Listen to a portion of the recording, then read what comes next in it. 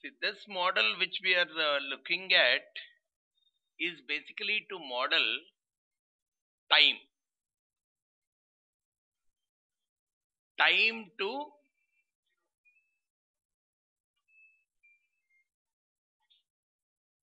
survive or probability of survival. Let's say better applied in the medical world. A particular drug is applied on set of patients, or particular treatment is getting applied on some set of patients. Let's say there are a lot of people who are getting treated for diphtheria in a hospital, right? Then you are doing some kind of treatments, but some people are dying, let's say after some days of treatment, right? The moment they have admitted into the hospital, probably after 10 days they have died. Some people after 3 days they have died. Some people after 15 days they have died. Some people they have just survived. Now I want to find out what is the chance of survival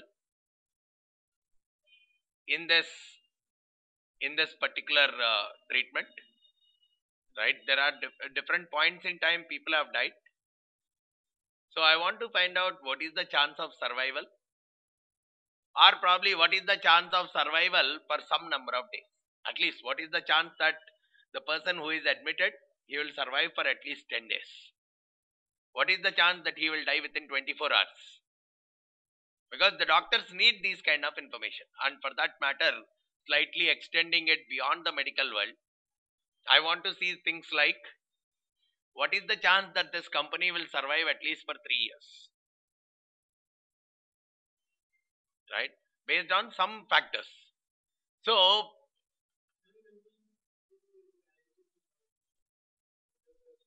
product,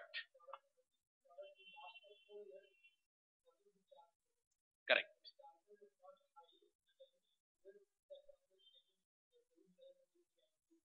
is very high. This is again a very better example, right? Probably they will observe that, okay, the moment a product is sold, in how many months it is getting the repair, time to repair, in how many months it is getting a repair. So they'll collect a data of so many products of the same product, so many copies.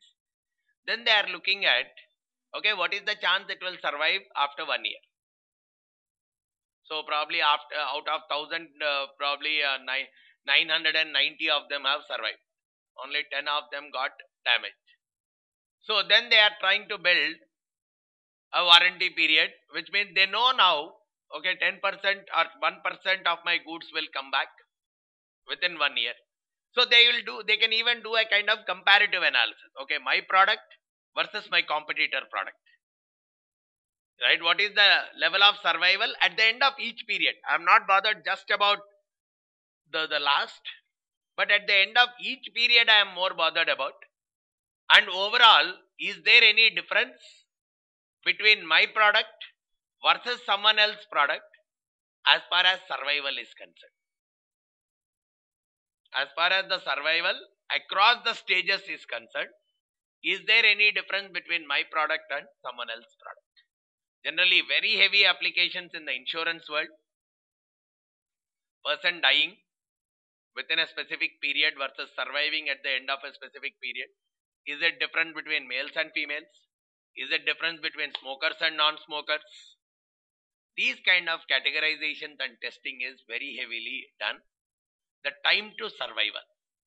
So there are so many technological methods that are available. But again, usage of a tool like SPSS will simplify our purpose. Otherwise, it's a very complex mathematical formulas that go into the survival models. A heavy integration is being used as a part of building the survival model. But a tool for us is simplifying the whole process, and it's only the interpretation that is typically required for us from analyzing the survival model. Now I'll take one data set.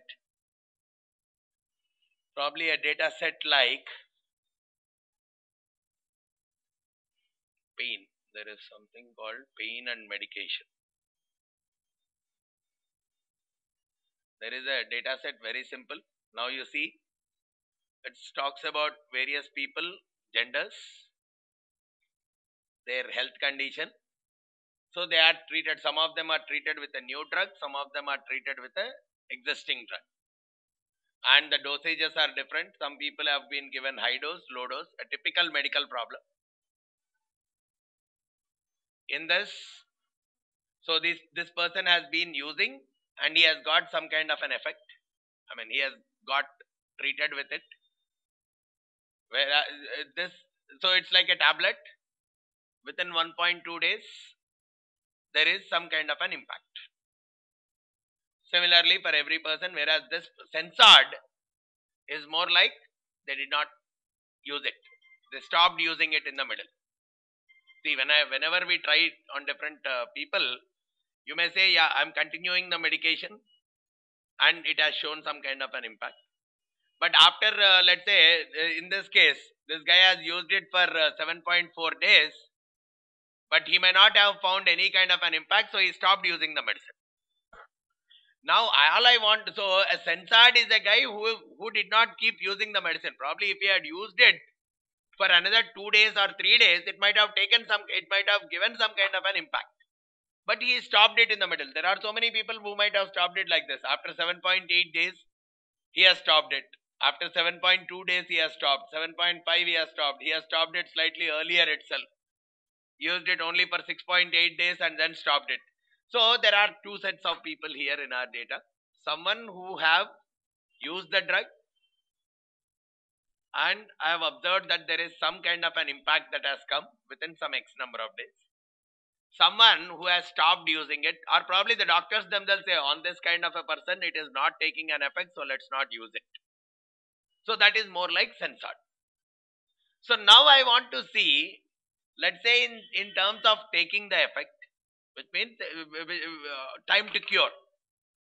Right? In some people it got cured in 1 day itself, in some people it took 4 days, in some people it took 10 days. See, this guy has used it for 10 full days. So different people, there are different days it is taking to create an impact. The same medicine. Now there are two things which are required for me.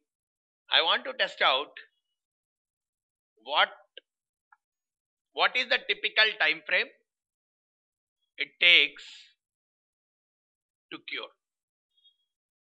What is the chance that it cures within 1 day? What is the chance that it takes 2 days for curing? What is the chance it takes 5 days for curing? What is the chance it takes more than 10 days for curing?